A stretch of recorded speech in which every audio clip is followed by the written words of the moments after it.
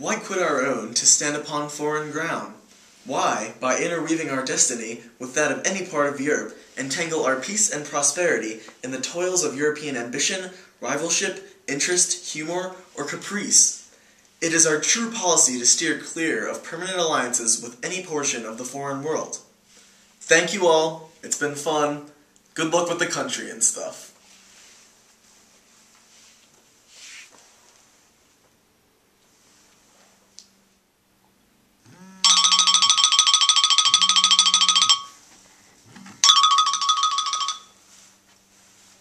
Hello? Hey Frankie, what's up man? Are you and your fifth cousin trying to go get dinner or what? Might as well!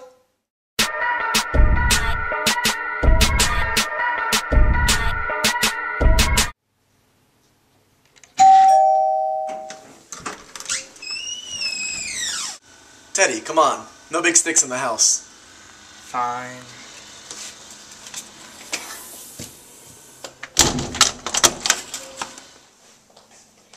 George, I'm sorry, it's just... Oh, no, I mean, don't worry about it. It's just no big sticks in the house. I mean, you know the rules. Fine. I don't even know why you brought it.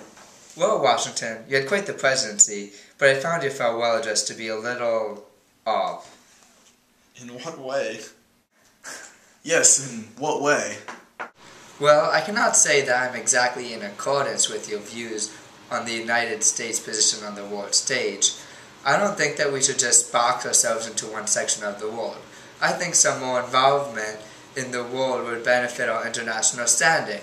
I mean, that if I never intervened in Panama's affairs, who knows if that canal would have ever been built. Panama needed the United States to revolt against Colombia.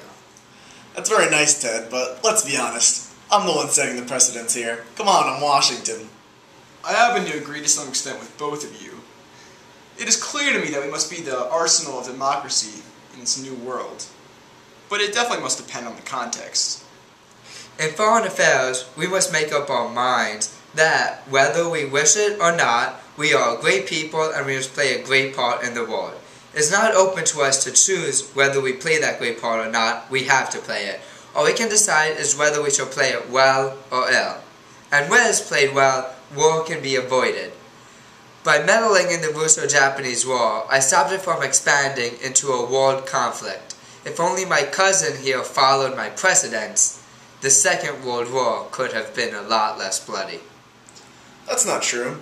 Intervening in other countries does not make us powerful. The power comes from presidents, like myself. Now, Washington, there's no need to be overly confident in your powers as president. Since your time, I do not believe there has been a single president that I would describe as perfect. But that's what makes the position humanistic. When I first became president, I had seen what World War I had done to our nation. But then I soon realized that our constitutional system had proved itself the most superbly enduring political mechanism in the modern world. It has met every stress of vast expansion of territory, of foreign wars, of bitter international strife, of world relations. When World War II started, I tried staying out of it at first, but then I realized that for the United States, that was just inevitable. My cousin is right. Times have changed. Since the beginning of my presidency, a country must speak softly and carry a big stick to avoid getting taken advantage of by other nations. A powerful military is necessary to be intimidating. So what?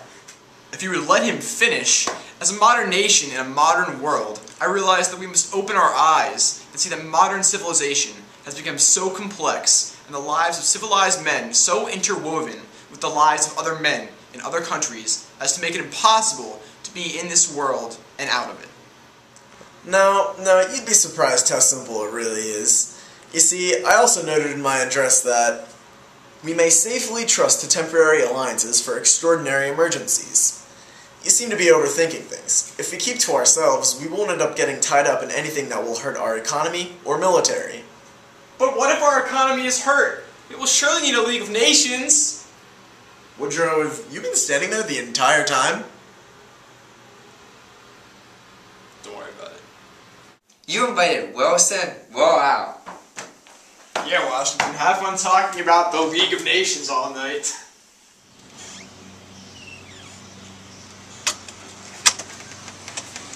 What was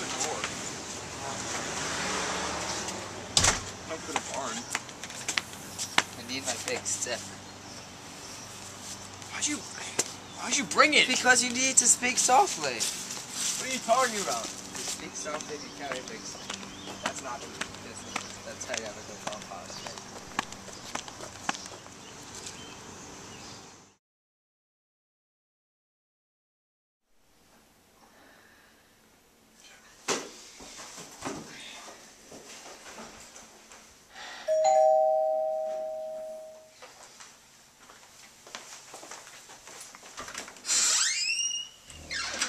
Ah, Teddy, you're back.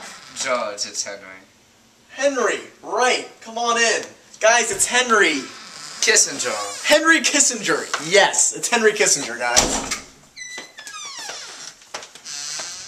At least we got away from those losers. You can say that again. Hey, is that Monroe? James! Hey guys, is this the dinner party? You don't want to go in there, Monroe. It's a brawl. They're arguing about whether or not the U.S. should be isolationist. What a joke. Of course we should be isolationist. In wars of the European powers in matters relating to themselves, we've never taken part, nor does it comport with our policy to do so. You've got to be kidding me. You too? Why does it matter what we have done in the past? The world is changing and we need to be innovators.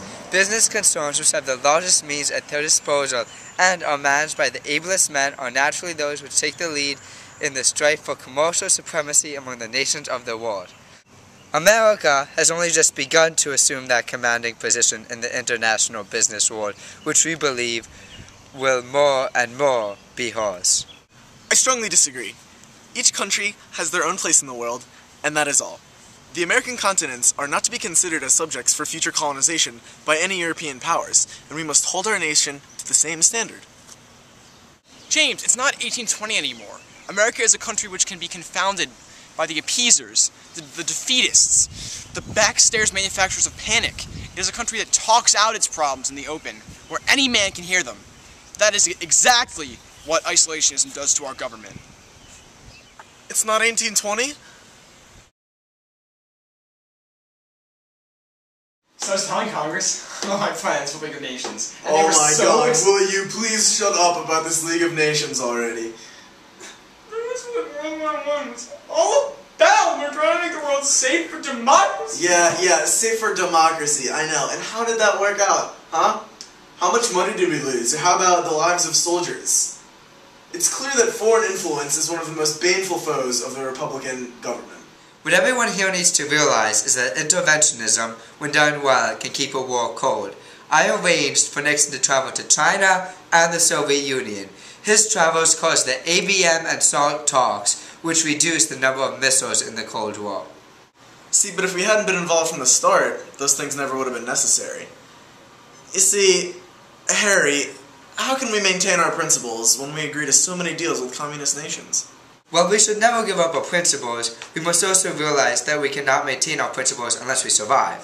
While I hate communists as much as the next guy, I prefer to be alive over being nuked by Soviets. Harry. It's Henry. Right, well, Harry, I just don't understand what you're saying, okay? Georgie, times have changed. If we do not befriend the enemy, we are at risk of blowing up. The superpowers often behave like two heavily armed blind men, feeling their way around a room, each believing himself in mortal peril from the other, whom he assumes their perfect vision. It is much safer if they are friends. And that's why the League of Nations was so necessary. The world is linked together in a common life and interests such as humanity never saw before, and starting of wars can never again be a private and individual matter for the nations. What disturbs the life of the whole world is the concern of the whole world. And it is our duty to lend the full force of this nation, morally and physically, to a League of Nations. World War II could have been avoided if we were all just friends. World War II is Europe's war. I don't see the point in fighting anyone but Japan. They attacked us, so we should have attacked them and only them. Why entangle our country in Europe's affairs? We're all the way across the Atlantic.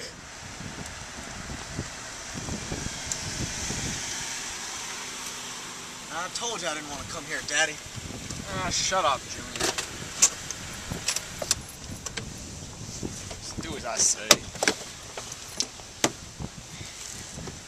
Your big fat meanie head, and I hate you. Get back here.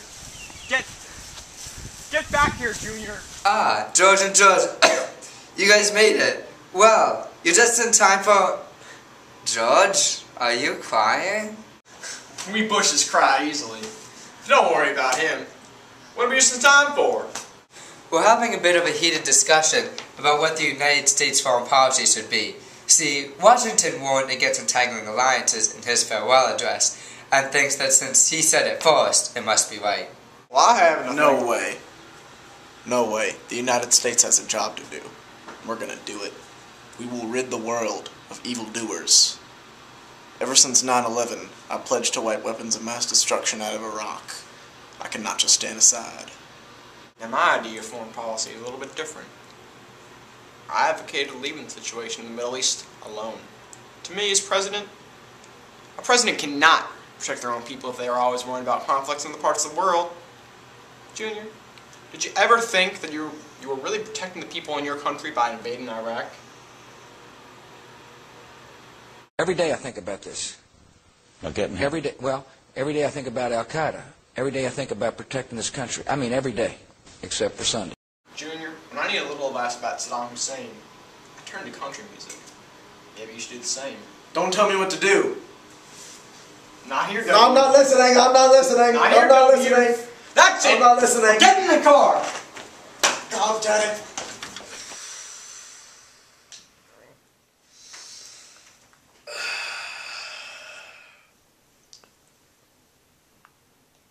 Is that what presidents are like today? It seems that we are losing our decency.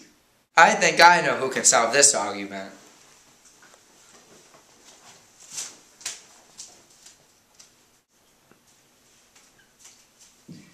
I think I can help you. Ah, Mr. Clay, would you please answer this age-old question for us? Please, please, let them all know that the U.S. must stay on the path to isolationism in order to maintain safety. The problems of Europe are not our own. George, you just don't get it. We are a superpower now. It is our responsibility to spread democracy. Please tell him, Henry. Well, there cannot be one clear-cut path that the U.S. must always take. History is more complex than that. I have no idea what you're talking about. What I am talking about is balance, Washington. Don't you see that one extreme method of anything will never work without the balance of the opposite extreme? We must adapt to the various situations that we face and choose the course of action that best suits the context.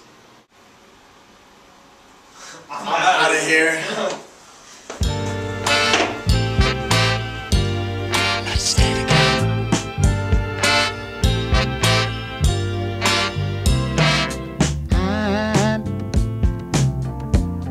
I'm so